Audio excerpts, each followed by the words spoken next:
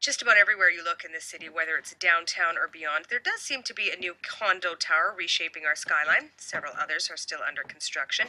Yesterday morning, our business commentator Michael Hinka was talking about his concerns that Toronto's condo market could be a bubble that is about to burst. But there are other perspectives, and for one of them, we're joined by one of the city's best known condo developers, Brad Lamb. He's also a real estate broker. Good morning, Brad. How are you? Nice to meet you. I see your picture plastered around town. I've never met you. Thank you for coming in. Are you welcome? You are a lot more bullish than Michael and others. Why do you think the condo market is pretty good for this year, for 2013? Well, I wouldn't say I'm bullish. I actually think that the Toronto condo market probably won't do that well this year based on past years. I'm not expecting 10% increases this year. I think we'll see moderate increases in price to very moderate decreases in price. So I'm thinking either plus 2% or minus 2% this year. So not as big of a fall as others have predicted. A couple of years ago, about 28,000 condos were sold, and that went down to 12,000. Why the decrease? Well, so Toronto has, in 2011, we were recovering from a recession. Not much happened between 2008 and 2009. There was a legitimate need for 20 to 25,000 new condominium units in Toronto a year, just based on inflation, development of the downtown core, increases in office jobs in the downtown core. I mean, there's about 9 million square feet of new office space that's been completed in the last 4 years, will be completed in the next 4 years. And this is because of the huge pool of talent downtown living in condos. So you can't just look at it as the condo market alone. It's a city, it's an organism, and the requirement for housing in the city is strong. It will remain strong. So this will not be the strongest year we've seen, but will remain strong via the other cities in North America. Last year, Federal Finance Minister Jim Flaherty intervened in the housing market, in the mortgage market by reducing amortization periods, changing other rules.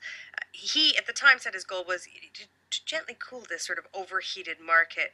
Do you think that's hindered the situation in the condo world at all? Absolutely. Talking about bubbles, the only way you get a real estate bubble is if you have a massive increase in economic growth, which ultimately leads to a recession. And there's no recession happening now. We're coming out of a recession. We've seen a recession. So bubble talk's absurd. We're not in a real estate bubble, and there's no bubble bursting. With respect to Joe Flaherty made condominiums, specifically really attacking the condominium market in Toronto, made them 35% more expensive, making 4 adjustments to the amortization rate. Moving from 40 years to amortize a mortgage to 25 years, made an average mortgage, a $300,000 mortgage, 35% more expensive for a consumer. So in effect, what he's done in the last 4 years is raise the cost of owning a home in Toronto and elsewhere in Canada 35%. And arguably delayed people getting into the market as well. Yeah, all he's really done is he's taken 15 to 20% of the Canadian buying public, and this is really happening in Vancouver and Toronto more than anywhere else. And he's just put them on the shelf for the future. So, yeah, we're going to see so we've seen 6 months of slower sales, and we'll probably see a year of slower sales. But keep in mind, Toronto's average price is higher this year over last year, and will be higher 2013 over 2012. So we're not in a bubble bursting situation. Are we higher price for the same amount of space, or are we higher price for less space? Well, the only measurement we have is average price. So we're higher price for the same amount of space, and spaces will continue to get smaller. Apart from buyers, your industry is dependent on investors. How are they feeling about this coming year? Well, investors have been a huge part of the marketplace, and they should be, because the only way to get apartments built in this city is to build condominiums and rent them, because no one else is building apartments. And they're feeling a little bruised from Joe Flaherty's activities. I mean, what he's done is he's prevented investors from buying condominiums and not putting, he's forcing to put at least 20% down versus 5%. So he's taken a lot of investors, again, out of the situation and pushed them down the road further.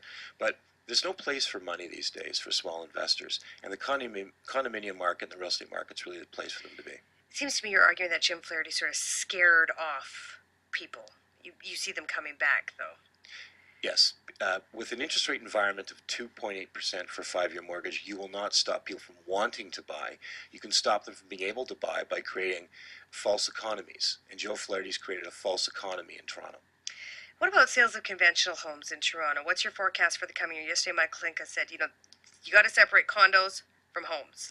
Well, you do and you don't. I mean, one of the reasons why condominiums are a viable buying option is because houses are not. So if you have $800,000 and you want to buy a decent sized property these days, that won't be a house. That'll be a condominium. Houses in the city of Toronto, just the way the city's been structured from day one, the way it was built, we don't have a lot of houses. We have a lot of neighborhoods with low-rise homes, but not a lot of density in these areas. So there aren't enough houses for the growth of house demand. So single-family house prices near the city will continue to rise until the next major recession. Condominiums will rise, but at a slower rate because we're adding supply to the marketplace, which the housing market's not getting in the single-family home market. Brad Lamb, thank you for your time this morning. You're welcome.